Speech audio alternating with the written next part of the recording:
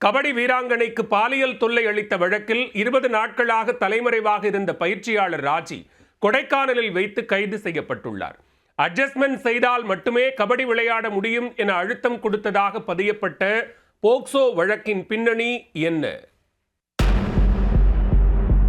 கண்ணகி நகர் கபடி பயிற்சியாளர் ராஜி மீது 17 வயது கபடி வீராங்கனை அளித்த பாலியல் புகார். போக்சோ வழக்கு பதிந்து விசாரணையை தொடங்கிய காவல்துறை. விசாரணைக்கு பயந்து 20 நாட்களாக தலைமறைவாக இருந்தவர் கொடைக்கானலில் வைத்து கைது. நடந்தது என்ன? சென்னை சோழிங்கநல்லூர் சட்டமன்ற தொகுதிக்கு உட்பட்ட கண்ணகி நகர் பகுதியில் அண்மையில் பிரபலமான கபடி வீராங்கனையின் கபடி பயிற்சியாளர் ராஜி மீது சக கபடி வீராங்கனையான 17 வயது சிறுமி ஒருவர் பாலியல் புகார் அளித்த சம்பவம் பரபரப்பை ஏற்படுத்தியது. கண்ணகி நகர் கபடி பயிற்சியாளர் ராஜி சுமார் 10 வருடங்களாக அப்பகுதி சிறுமிகளுக்கு கபடி பயிற்சி அளித்து வந்தார். 2025ஆம் ஆண்டு பஹ்ரைனில் நடந்த ஜூனியர் கபடி போட்டியில் கண்ணகி நகரைச் சேர்ந்த வீராங்கனை வெற்றி பெற்று தங்கம் வென்ற போது ராஜியும் வெளியே தெரிய ஆரம்பித்தார். இந்த நிலையில் ராஜிவிடம் பயிற்சி பெற்று வந்த 17 வயது கபடி வீராங்கனையிடம் வலுக்கட்டாயமாக அவர் பலமுறை பாலியல் அத்துமீறலில் ஈடுபட்டதாகவும் அவர் மீது உரிய நடவடிக்கை எடுக்க வேண்டும் என்றும் பாதிக்கப்பட்ட வீராங்கனை செம்மஞ்சேரி அனைத்து மகளிர் காவல் நிலையத்தில் கடந்த ஜூன் மாதம் 24ஆம் தேதி புகார் அளித்தார்.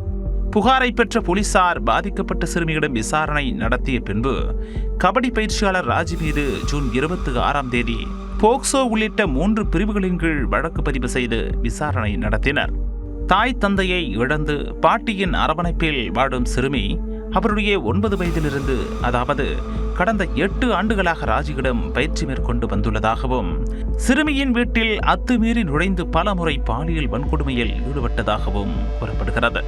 இது தொடர்பாக வெளியே கூறினால் இனி கபடி விளையாட முடியாது என மிரட்டியவர் அட்ஜஸ்ட்மெண்ட் செய்யும் சிறுமிகளை மட்டுமே கபடி அணியில் வைத்துக் கொள்வதாகவும் அட்ஜஸ்ட்மெண்ட் செய்யாத சிறுமிகளை பயிற்சி அளிக்கும் போது சக வீராங்கனைகளுக்கு முன்பு திட்டுவது, அடிப்பது போன்ற செயலில் ஈடுபட்டு உனக்கெல்லாம் கபடியே வராது, நீ எதுக்கு கபடி ஆட வர என்று ஏளனமாக நடத்துவதாகவும் சிறுமி கண்ணீருடன் குற்றம் சாட்டியிருந்தார். இந்த பகீர் புகாரை அடுத்து விசாரணைக்கு பயந்து தலைமறைவாக இருந்த கபடி பயிற்சியாளர் ராஜியை பிடிக்க செம்மஞ்சேரி உதவி ஆணையர் வெங்கடேசன் தலைமையில் தனிப்படை அமைத்து தீவிரமாக தேடி வந்தனர். 20 நாட்களாக போலீசாருக்கே தண்ணி காட்டி ஓடி ஒளிந்து வந்த ராஜி கொடைக்கானலில் பதுங்கியிருப்பதை அறிந்து அவரை போலீசார் கைது செய்தனர். பலத்த பாதுகாப்புடன் கண்ணகி நகர் காவல் நிலையம் அழைத்து வந்து விசாரணை மேற்கொண்டு வருகின்றனர். அதில் மேலும் பல திடுக்கிடும் தகவல்கள் வெளிவரலாம் என எதிர்பார்க்கப்படுகிறது.